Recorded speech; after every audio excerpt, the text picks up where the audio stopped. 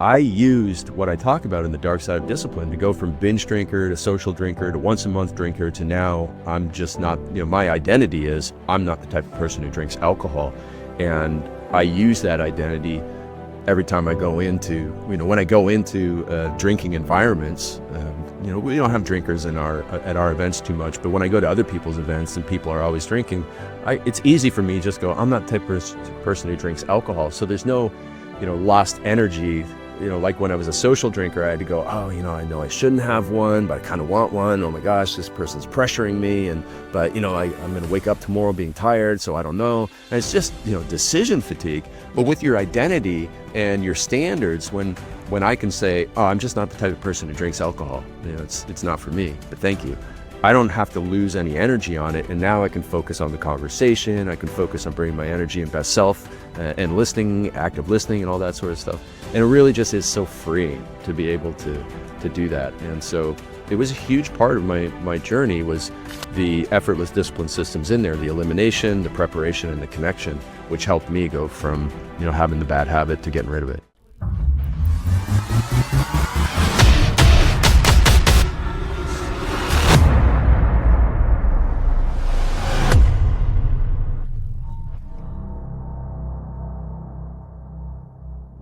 Thank y'all so much for being here. I have such a treat for you today. You are going to want to grab a pen and a piece of paper or a notebook even. I have Craig Ballantyne here, and he's got a new book. I can't wait to share it with you. I've read it, and it's amazing. He's known as the world's most disciplined man. I first met Craig when I went to one of his events. I have his Perfect Day Formula book. He's got the perfect week formula and his Wall Street Journal bestseller, Unstoppable, which is right on theme with what all I'll talk about. He was also the creator of the Turbulence Training Fitness System and owns earlytorise.com. And Craig, thank you so much for being here. And thank you for your book. Look, so excited about your book. It's so good. Thank you. Thank you very much. I really appreciate it. I'm so excited to be here, and this is going to be so much fun. Yeah, it's been a while. We were talking before we started recording, and it's been since I went to one of your events in San Diego. That was 2019, I think. Was it 2019? Mm-hmm. Yeah, it was awesome. Thank you. But your books, and I was saying, I think of you often because I have your Perfect Day Formula book, which is so incredible. And I would love, if you don't mind, if we get right into some of the questions I have absolutely. about your book. And like I was saying before, I'm going to make sure that all of my mastermind members get a copy of The Dark Side of Discipline, because there's so many amazing nuggets, especially for entrepreneurs who are feeling stuck, who are feeling like they are in the rat race and they're like, how do I get ahead? And so I just love that you talk about the truth about discipline, because a lot of people think discipline is like a bad word. They don't like that word. They don't want to be disciplined. They want to be rebellious. Give me like the truth about discipline. What do you think about it?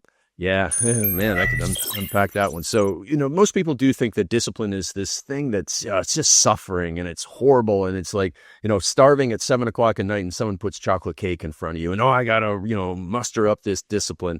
But I don't actually think it is that. I think discipline is something that is really should be replaced with systems. And what we do is we put effortless discipline systems into our lives. And we can break that down later because it's the same little core set of systems that I've used to overcome binge drinking, overcome being anxious and introverted, and overcome a lot of bad habits, like everything from binge video gaming to binge watching television, getting that stuff out of my life and adding the new good habits that I wanted to add to get to where I wanted to be. But also at the same time, I was the type of person who, I was like most humans who like to take the path of least resistance, but I wanted more. And so I knew that, man, I can either try and white knuckle my way through life with willpower and discipline, or I could set up systems that make the right actions automatic. So that's what I ended up doing. And then, we have a different definition of discipline in the book than what you're going to see in the dictionary, and one that I think serves people better than what they find in the dictionary too. Yeah, well, I love that you thank you for sharing about the binge drinking and all that. And I think sometimes, I know for me, there are times that's kind of an escape Hmm. where you want to binge Netflix or, I used to like binge on Doritos, and I'm a recovering alcoholic. I got sober in 2016. And so I appreciate you sharing that, because I feel like discipline is what allows me to have the life that I have today and be sober and get to do all the things that I do. And it's with discipline. In fact, I just had a client ask me this morning, she goes, I see all these things that you're doing, and how do you do all those things? And I'm like, well, what's important to me, I make sure I get that done first thing in the morning. Do you Love it. have like a morning ritual or anything that you do, any kind of routine in the morning? And I know everybody's is different, but what is your morning? What do you do? I want to know what Craig Ballantyne does when he wakes up in the morning. Oh, this is good. This is gonna be real short. So I grew up on a farm in Canada, a cattle farm, beef cattle farm, and so my father was my inspiration for my morning routine. Because even though he was an alcoholic as well, he actually drank himself to death, unfortunately. But on the bright side, he taught me the value of hard work. And so, no matter how hungover he was, at 5:30 in the morning, he got up and he fed the cows right away. And later on, I discovered this Mark Twain quote that, many people may have heard, but if your job is to eat a frog, best thing to do is eat that frog first thing in the morning. If your job is to eat two frogs, best thing to do is eat the biggest frog first. And so my morning routine, since 2019, I've gotten married and I have three kids under the age of 3 now. So my life is a lot different. Wow, I didn't know that. Yeah, yeah. Success loves speed, as my T-shirt says. And so my morning routine hasn't changed, and it's still get up before everybody. Mhm. And so I sneak out of bed about 4 o'clock in the morning, put on track pants and a T-shirt, and I start work in about 7 minutes. So I will actually drink some water, and I'll make a tiny little espresso, and I'll go to work, and that's it. Because for me, again, this is one of my systems that, like you, I believe that the hardest work is best done early in the morning, because Mhm. otherwise, as the day goes on, your discipline and willpower are a depleting resource. And, if you have to use your discipline in traffic to not yell at somebody, your discipline goes from 100 units to 90 units. And then you get to the office and, somebody messed up some technology, or you got to learn some new technology, and it's like you want to yell at your computer. Oh man, or Zoom updated, and you have to use another 10 units, to not get mad at that. So by the time noon comes around, and you've used some discipline at breakfast and at Dunkin' Donuts, and you've used some discipline at lunch to, not eat the cookie in the meeting room. Well, now you're down to like 40 units or 30 units by 2 o'clock in the afternoon, and you're not going to get anything done at that time, because, Sally's bringing you a fire, and, John's bringing you an emergency. So in the morning is the time to get it done. And I know the longer that I wait, just like you, I get a lot of messages, and I use all these systems to keep me out of my email and Instagram as long as I can. But eventually I have to go in there for one of my team members, and there's a lot of messages. So if I don't get the big work done early in the morning, if I don't eat that frog, it's not going to happen. And that's how the books get written. That's how the courses get created. That's how the video sales letter scripts get written, and the YouTube scripts get written, is in that morning time when I've built a fence around myself. And that's the way that I look at it. Coming from the farm, you want to keep the chickens safe, you build a fence, keep things out and keep the chickens in. And it's the same with my attention. I got to keep my attention in and not let predators come in and take my attention. So my morning routine is so simple. That's it. There's when I wake up, I pray to God, and I thank God for my wife and my kids and the opportunity to go and help people. That's relatively quick, and then I get downstairs. And while I work, I listen to Joe Dispenza. I listen to Joe Dispenza. I listen to the same Joe Dispenza 30-minute. It's actually on my computer right now. So it's Which one Joe is that? Dispenza 35-minute pure morning affirmations for self-love, health, abundance, and gratitude. Oh, But I listen to it all day long while I work. So some people listen to music, and some people listen to nothing. I listen to Joe Dispenza all day long, and it's like just his soft, calming voices in my mind. I used to listen to classical music, but I find this is better, because once in a while I'll just hear like this phrase come in and be like, one that caught me this week is, I'm gratitude for all the abundance in my life, and the more grateful I am, the more blessings I receive. And I'm like, oh man, that sounds really great. And it just hit me like, out of the blue during my work session. And It's like, okay, great. And it's like got me going and working more. Short, long answer to your question is I just get up and I go to work. Oh, I love that though. And you know what? My assistant just messaged me last night and she's like, I listen to some nasty music while I'm working and I get the work done. And I'm I like, get okay, it. whatever, turn on the nasty music right now. I don't listen to anything, but I just wrote that down and I am going to try Joe Dispenza, that recording, to listen to that It's and see. wonderful. And I do the same thing in the morning. I have to get up before everybody else, and I actually can't look at my phone. I put stuff on Right. do not disturb, and I put my head down and get to work. And people, I remember when I was writing my new book, and I don't know when you had time to write yours, and I want to ask you that next. Yeah. But I got up at 4 o'clock in the morning to write my book. I mean, I had deadlines and I was like, well, that's the only time I have. And so I've got to make time to do it and Right. get up a little early. And that's when I'm the most clear and I'm easily distracted. So that's why I have to put my phone away, put things on do not disturb, because that just the vibrating, if Yeah. I hear it on the phone, I'm like, what is that? Who needs me? What's going on? And so how long did it take you to write The Dark Side of Discipline? Yeah, that's a great question. I'm very much like you, and so I protect myself. And one of the things, just before I answer the writing question, one of the things that we actually talk about in the book is this thing called the Opal app, OPAL. I don't get any money for this. I don't even use it myself because I have my own systems. But the Opal app is for iPhones, and I think there's one called for Android called 1Sec or something like that. But what these things do is you can set it up, and my co-author does this. He sets it up from 5 a.m. till 8 a.m. He blocks access to everything. So he can't access YouTube to watch any videos. He can't access Instagram. He can't access any of his distractions. And That's so, so good. I need yeah, that. yeah. And then from 5 p.m. to 8 p.m., he puts it on again so that he can't access it during family time because he also has three young kids. And again, that's just the building of the fence around you to keep the foxes out. So for me, I started writing on January 1st of 2024. It had been, over 6 years since I had written a book. My last one was Perfect Week Formula, that came out around the time you came to that event. And a bunch of things had come to my mind and I'm like, okay, I'm ready to write this book. And so I started writing in that morning time, same time as you did. And for everybody listening, it was like, whoa, wait a minute, 4 o'clock in the morning, I don't get going in the morning till 10. It's not about the hour you get up. It's about what you do with the hours that you are up. So Ooh, if that's you're, powerful. yeah, if you're a night owl, then you have to do this. You're following the same foundation as Amberly and I, in that you're protecting yourself from all distractions. It's just, I find it's easier in the morning because in the evening you have Netflix, you have friends want to do something, you have your family wanting to do something.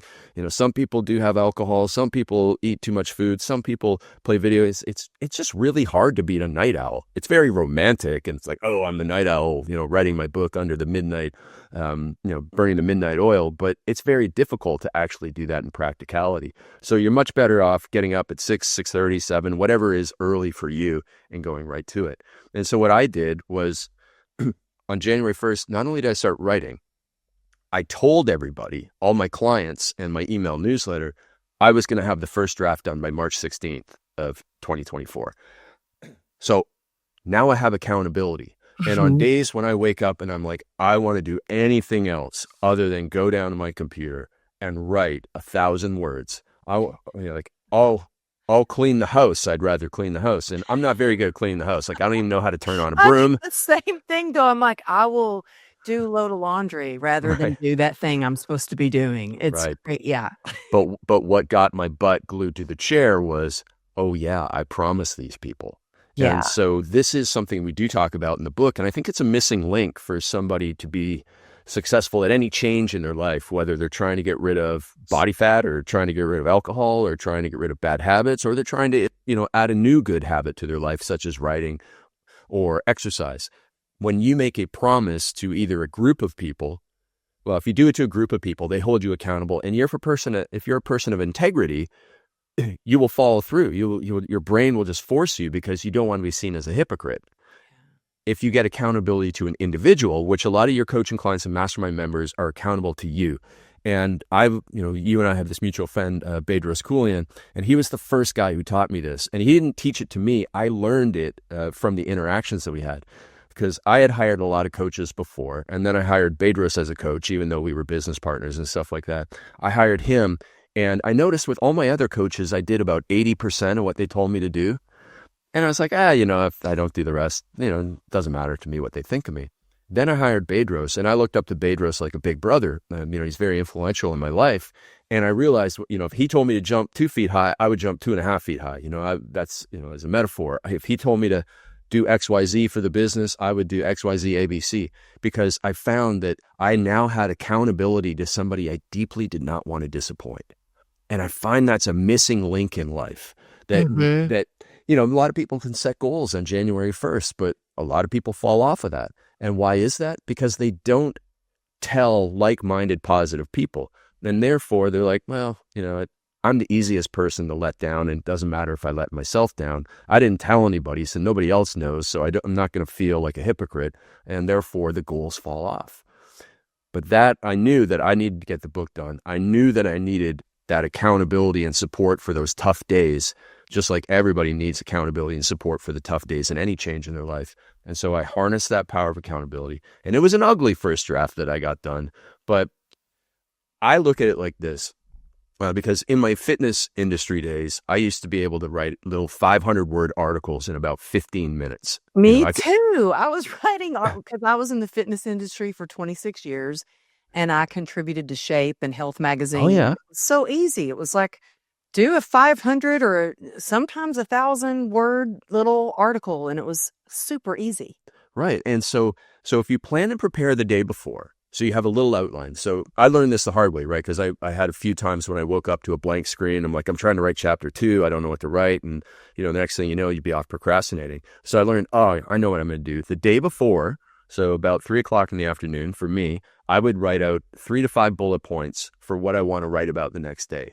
And then this is a little woo-woo, but I truly believe it works. It works for solving all your problems in life, including book writing. So your brain has now been told what to think about at night and to solve the problem.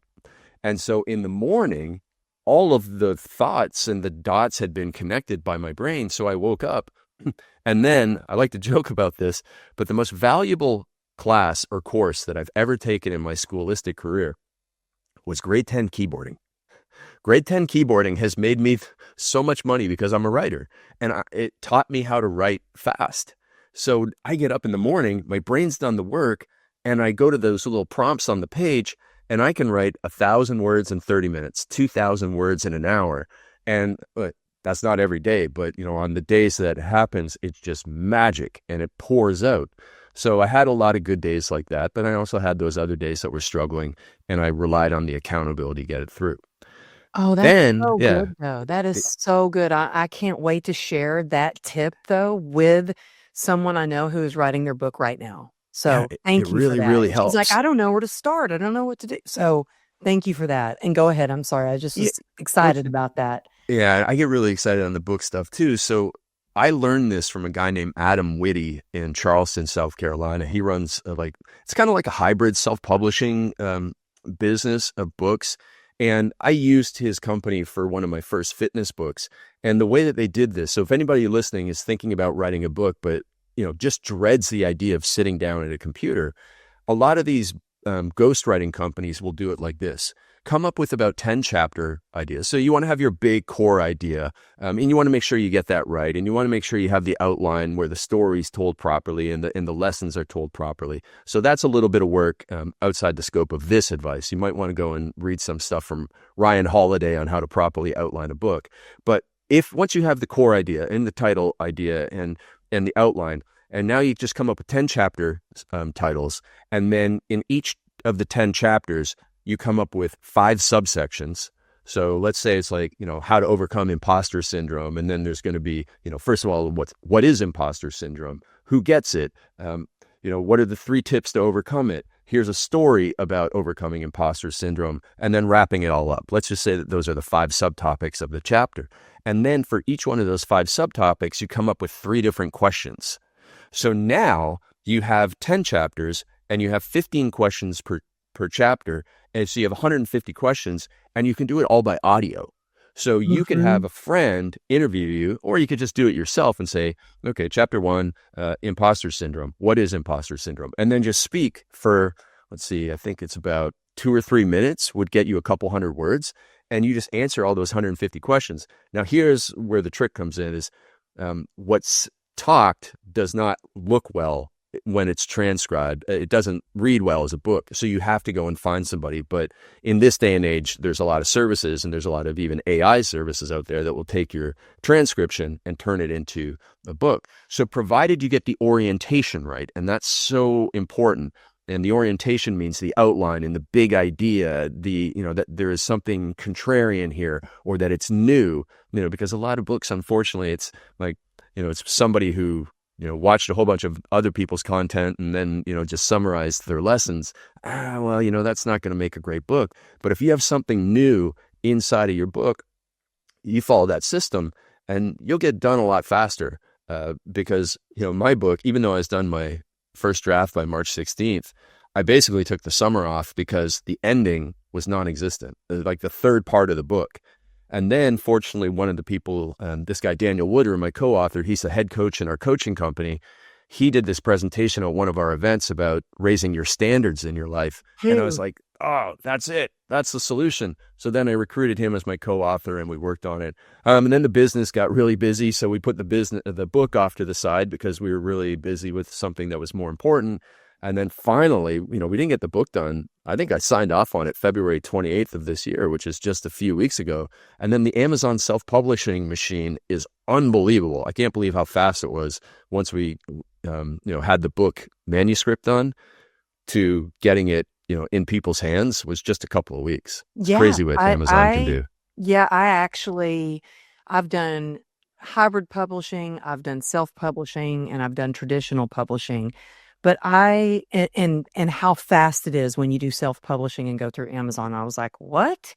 This book took a year to get published, and this took me 2 weeks to get the book out there. So I know, it's crazy. It is crazy, but I love how you broke that down. And actually, one of my clients did write her book that way. She got on Zoom and she just talked. And then she took the transcript and she hired an editor and had the editor do it. And that's how she got through her book. So I love that you broke it down that way. I want to go back to the accountability, though, because whether you are staying sober or following a fitness plan, or you're doing something in your business, or you're writing a book. And I mean, I know I love what you said about you didn't want to disappoint Bedros. And it was like, I really feel like one of the reasons I get to stay sober is that I have a sponsor that I love and admire and look up to, and it would break my heart if I don't want her out of my life. Like, I don't ever want to disappoint her, And in fact, I had my assistant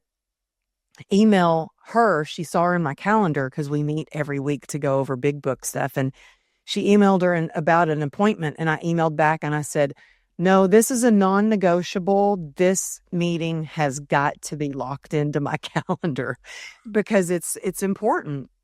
So I'm going to go back to accountability and identity a little bit, because I do believe accountability is so important with whatever you want to do. But what is the difference between accountability that empowers you versus accountability that feels like punishment? Well, the accountability that feels like punishment is probably where you've just chosen the wrong thing to go after. And so accountability will feel like punishment if you're being held accountable to something that isn't in alignment with your core values. And that's where we find, whether it's the discipline, people are chasing things that don't really matter to them and ends up being this distraction and can destroy things, or whether you say to somebody, I want to do this, and you kind of burned the boats and you told somebody that you're going to go ahead with it and they hold you accountable to it. But deep inside, like, this doesn't feel right. And so anytime that something doesn't feel right, most people don't stop it when they have that feeling, and they keep going through, and it becomes worse and worse and worse. And eventually, like, maybe it does end, and it's a waste of time at best, but it can actually be very detrimental at worst. Yeah. When you feel that way, do you like go by your gut feeling? Like, let's say it's somebody in, one of your companies, or it's somebody that wants to collaborate or do business with you. Do you like listen to your gut, or how do you kind of go about being discerning about those situations? Yeah. So I learned about 15 years ago that when I yell at my dog, that something is really bothering me. So there was, 15 years ago, I entered into this partnership to franchise one of my fitness concepts. And I remember walking my dog and getting like angry at my dog. And I'm like, dog's just doing dog things. Why am I so angry? And I realized it was this partnership.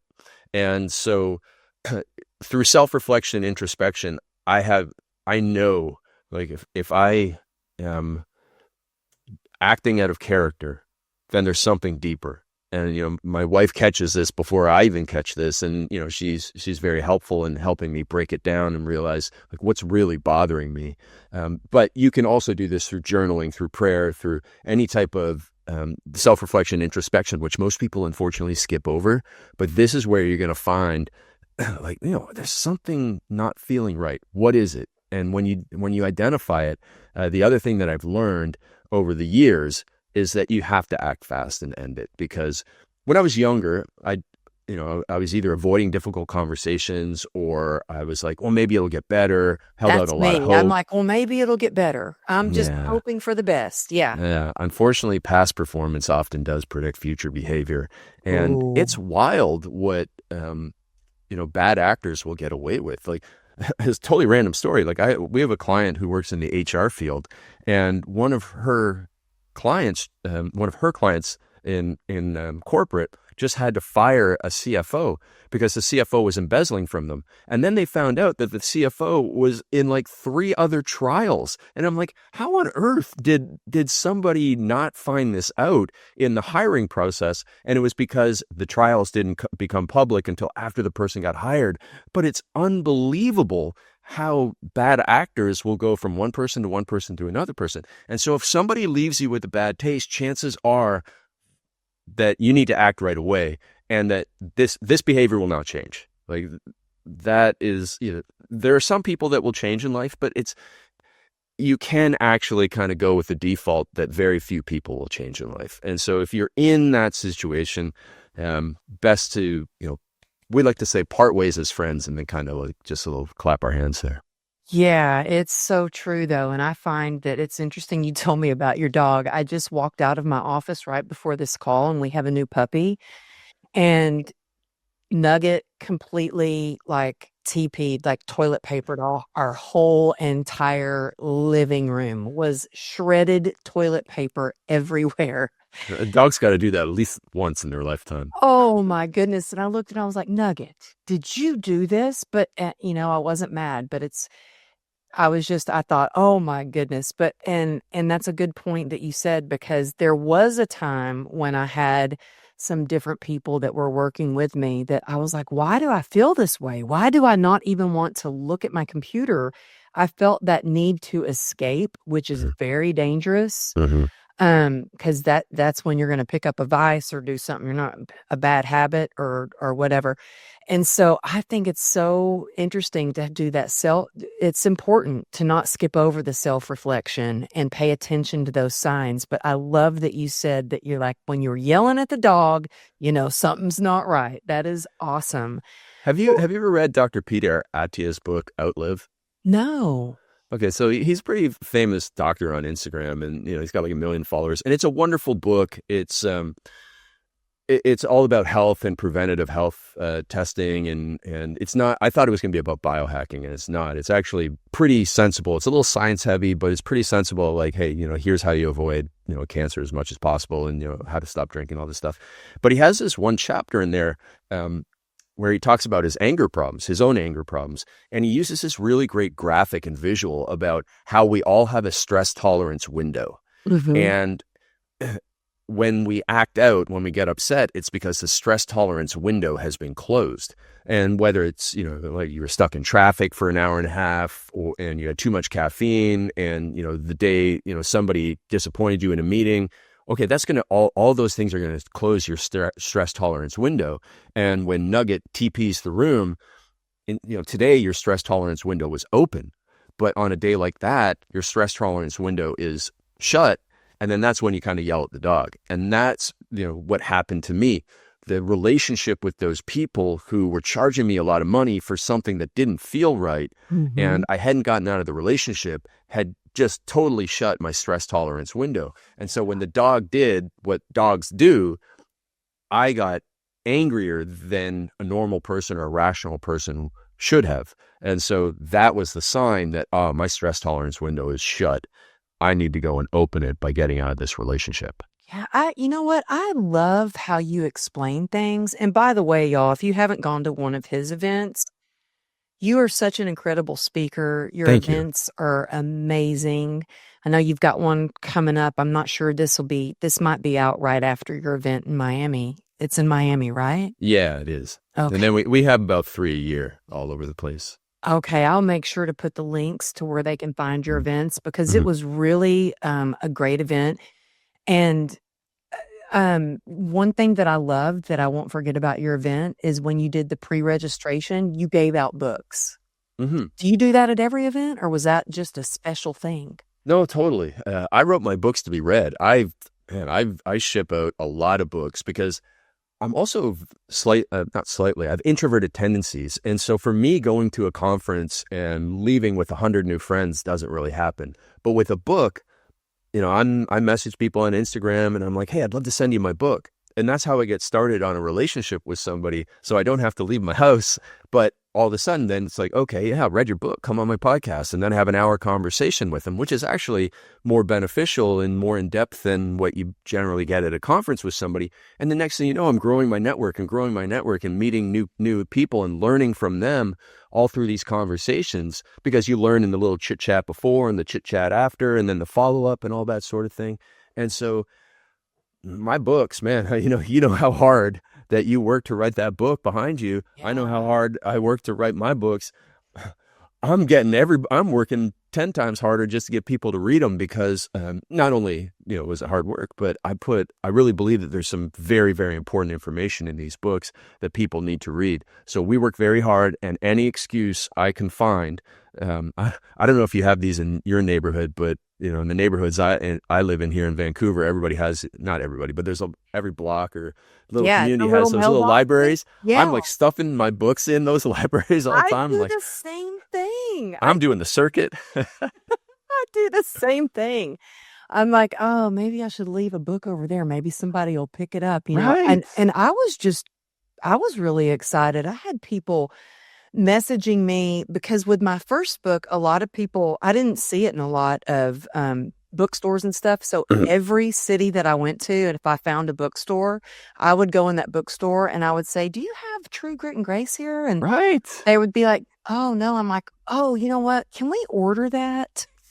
And so That's great. they would order the book. So then I would have my book in that bookstore. But this time with Joy Through the Journey, I had a lot of people sending me pictures of, oh my gosh, I just saw your book. And I'm like, oh my gosh, really? Take a picture and send it to me because it's exciting. It really is. I mean, it means a lot. And, for everybody out there who's written a book, you will appreciate this. And for everybody who hasn't, here's your little instruction and to do is go leave some reviews, because reviews really, really help the authors. And it makes us feel good. It's like, finally, somebody finished the book, because most people, like even I probably have 200 books in my house that I haven't even opened because I buy so many. But every time I read one, especially on the Kindle, because it's so easy, I always leave a review because I know how important that is to the author. Yes. And also I want to say thank you for bringing that up. But anytime, like you were so kind to send me a couple of books, which I will give away because I buy every author's book because I want the review to be from a real Amazon purchase. You know what I Yeah. mean? It shows that. And those reviews really do make a difference. So you guys want to go grab this book. I'm telling you, The Dark Side of Discipline is like it really is a roadmap for you to have success, but also to take out some of the stress. Or if you're really stressed, take a look at that stress in your life and know how to eliminate it. And not just for entrepreneurs, but I honestly think too, something like this for people in their recovery journey. Yeah, it's funny. I've been on a couple of big recovery podcasts recently. The Reframe one, the Sunnyside one. These are big apps for people that are, going sober, and big communities. And we had great conversations about it because I used what I talk about in the dark side of discipline to go from binge drinker to social drinker to once a month drinker to now I'm just not. My identity is I'm not the type of person who drinks alcohol, and I use that identity every time I go into, when I go into drinking environments. We don't have drinkers at our events too much, but when I go to other people's events and people are always drinking, it's easy for me to just go, I'm not the type of person who drinks alcohol. So there's no, lost energy. Like when I was a social drinker, I had to go, oh, I know I shouldn't have one, but I kind of want one. Oh my gosh, this person's pressuring me. But I'm going to wake up tomorrow being tired. So I don't know. And it's just, decision fatigue. But with your identity and your standards, when I can say, oh, I'm just not the type of person who drinks alcohol, it's not for me, but thank you.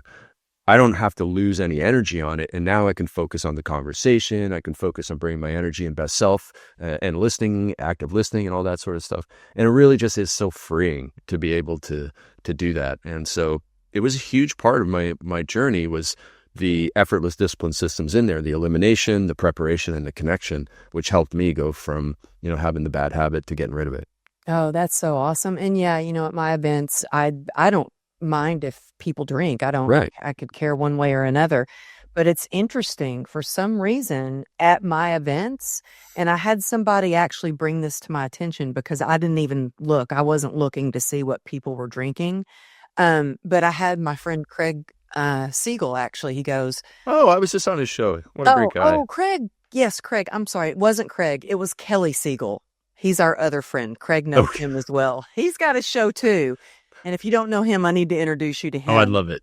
But he goes, Amberly, I noticed, he goes, did you know not one, because he's sober, he goes, I didn't see not one person with a drink in their hand at your event. And I didn't notice that. I'm sure my credit card, my hotel bill did notice that. But the people that come to the event, they are so passionate about learning and growing and self-development that's not like even anything that they desire to do. It's Yeah. And you know what? One of the things that where I grew up, it was a drinking culture, small town and that sort of stuff. And it wasn't until I met Lewis Howes in 2009, and he said to me, I've never had a drop of alcohol in my life. Like my mind was blown that anybody could possibly go through life without drinking alcohol. And then it was just all of a sudden it was like, oh, here's another person who doesn't drink, and another person. All of a sudden I built this social circle of people who just don't drink. And, so restaurants don't like it when we show up, a big group of 8 of us with no alcohol in the bill.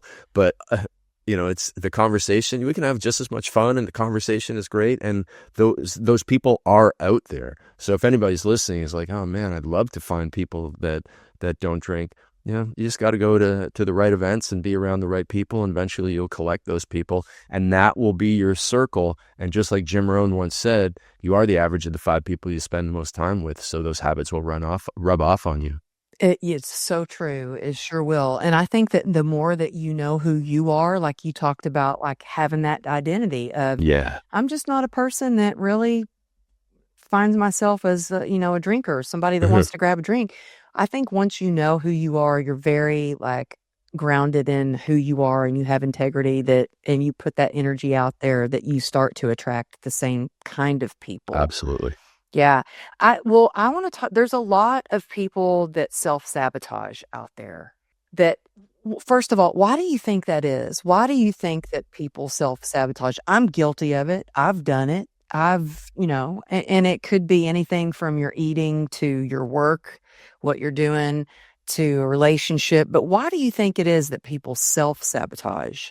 Well, it is the path of least resistance, and we are human. And so unless you have systems in place, then what are you going to do? You're going to default to your old habits. And so I use this story about how powerful habits are, in that a lot of people that I grew up with in the 90s, when we went to high school, a lot of kids just went home from high school, grabbed a bag of chips and sat in front of the TV all day for the next few hours because their parents were at work, the latchkey kids or whatever they called us. Mm-hmm. And so if they did that for 5 years of high school. Then they did that for another 3 or 4 years of college. And when they got out of college, I lived with two of my best buddies after college, and they were exactly like that. So they would come home from work, soda and chips, and the next thing you know, they gained like 20 or 30 pounds because they weren't as active as they were before. And that was just what their brain, their nervous system was ingrained to do. Come home from work, grab something, sit in front of TV. Mm-hmm. And so that's the path of least resistance. It takes a lot of energy to overcome the inertia of making a habit change. And that's where the systems come in. So if we find ourselves self-sabotaging, we need to eliminate. That's the first step. So elimination, preparation, and connection are the three simple components of the effortless discipline systems in the book.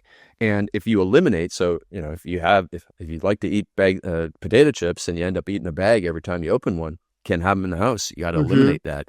You need to eliminate the triggers. What is it that triggers you into having a bag of chips? Well, is it coming home from work right away and then sitting in front of the TV and all of a sudden you feel like you have to have chips? Well, we need a circuit breaker in that so that you don't do that routine because you're going to be tempted by it. So maybe you go and do a 15-minute walk as soon as you get home. Anything else other than sitting on the couch and watching TV, because that's what tempts you into the bad habit. And then we need to eliminate the societal and connection parts of people that tempt us, because this is exactly what I did when I eliminated binge drinking. I eliminated all the alcohol from the house. I eliminated myself from boozy environments, so I wasn't going to a Blue Jays game on a Saturday afternoon with my drinking buddies. I just couldn't go to those events anymore. Mm-hmm. Eventually, once I adopted a new identity, I could go back to those and not be tempted. But to get rid of it and stop the self-sabotage, I had to eliminate myself from the environment, the toxic environment. And then there are certain toxic people I had to eliminate from my life whose only purpose in my life was to drag me down to drinking. Now, on the flip side, there were good people who I would drink with that I didn't want to eliminate from my life. And so I had to move to the next phase, which was better planning and preparation to spend time with those people in non-drinking environments. So it took hard work, but, I planned and prepared. I would find something like, hey, we're going to go on this hike from like 9 until noon on Saturday. Then you can go off to the drinking environment, but I'm going to plan for something else with a non-drinking friend for the rest of the day. And took work, but planning and preparation, you want to make the path to success as smooth as possible. So if we look at this from the self-sabotage point of view, we identify what it is that we self-sabotage with the most, and we set up barriers. We want to put as much friction as possible in the way of going down that self-sabotage path. So it's getting the thing out of the house, it's getting rid of the triggers, and it's getting rid of, the people, even if we have to unfollow them on social media so we don't see their content. I say that all the time. I'm like, bless them and block them. Yeah, that's so great. But you have to curate. You have to curate your following and your followers and your inputs into your mind. Otherwise, the phone is built by the smartest minds in our country. They all go out west to Silicon Valley to work there, and their entire job is to make you addicted to your phone and influence you through your phone. You're not going to win that through willpower. You got to beat that with systems. And so you eliminate. And then you prepare and you make the path to success as smooth as possible. And a classic example of this is, anybody who's ever tried to take up an exercise program that's not naturally like excited about exercise. If you're listening, you've probably heard the tip, put your exercise clothes beside the bed and your shoes and your workout program so that when you get up, you put the clothes on. And as Mary Poppins says, half begun is half done, right? It's a whole lot easier to keep going down that path compared to if the clothes are in the closet and it's cold outside the covers. I'll just stay here a little bit longer. No, you got to do the planning and preparation to make the path smooth. And then the final part is that connection, is who you're going to be accountable to in this self-sabotage journey. You can raise your hand in the community. Do you have an online community like school or a Facebook group or something like that? Yeah. I think that's so important. So that's why I do have like a Facebook group for the Unstoppable Summit. So everybody that connects at the summit can be, they're connected and stay connected throughout the year. I've got Right. my mastermind group, and we have a private Facebook group. I But can barely work that's where those Facebook. Okay, but yeah, I'm I not a big love fan of it. it either. You can actually have a community, but then we also have a WhatsApp chat and we're Right. constantly in there. But it's that connection. And then also, Craig, I have a group of ladies. They're my sober sisters, and we call ourselves the God Squad. And we text each other. We have a gratitude. We're accountable to each other for a Perfect. gratitude practice. So every morning, there's 6 of us, and we text each other what we're grateful for every morning. So whether it's like something like gratitude or your entrepreneurial journey, your sober journey, I think community and that connection and accountability is so important. Right, exactly. And so on that self-sabotage journey, this is where you would say to that community, whether it's on Facebook or WhatsApp or whatever, you say, hey, everyone, and the more vulnerable you are, the more it's actually going to work. I'm struggling with this. I'm going through a bit of a stressful period right now, Mhm. and I'm struggling with this, and I promise you guys, I'm going to do my best, and I don't want to, relapse into this, and I would love for everybody to hold me accountable. And Mhm. before I started business coaching, I ran a fitness business, and we ran these transformation contests for 10 years, these before and afters that everybody's seen. And after a couple of years, I was like, oh man, it's so interesting. Like, why does, 80% of people quit? And it was a free contest, and, they could win my money and they could lose weight, but still 80% of people quit. And I was like, what are the common factors around the people that quit and win the contest? And eventually I figured out that it was this, because we had a forum, one of those old school forums for it back in the day. And I realized it was the person who took their before photo on day one and posted it in the group. And even though everyone else in the group was a stranger to them because they were all over the world, the person who did that, essentially they burned the boats, right? Like there's no going back. I have posted my belly out, in my swimsuit, bad lighting, hair a mess photo. If I'd done that, I'm going all the way, and it really came down to that. It didn't matter if it was a single mom of 4 or, a guy who was, single and had all the time in the world. Unless you posted that photo, I couldn't bet on you to finish the thing. But that was them saying, I'm doing this and you Mhm. guys are going to hold me accountable. And then here's the magic is that when you're in a group of like-minded, positive people and you tell someone that you want to achieve a goal, good people, it's almost like there's all of a sudden good people goes into this autopilot thing where the good person is like, they can't stop themselves. Like even they would have to physically try and stop themselves from doing this, but they just start thinking, oh, I know who could help, or I've got a tip for you. And good people just naturally want to help. And I learned this. So when you came to my event in 2019, I was still single, but I didn't want to be single. And so what I did was I told a bunch of women who had very large connection groups, like, hey, can you guys introduce me to some nice ladies? And, here, you guys know me, I'm looking for.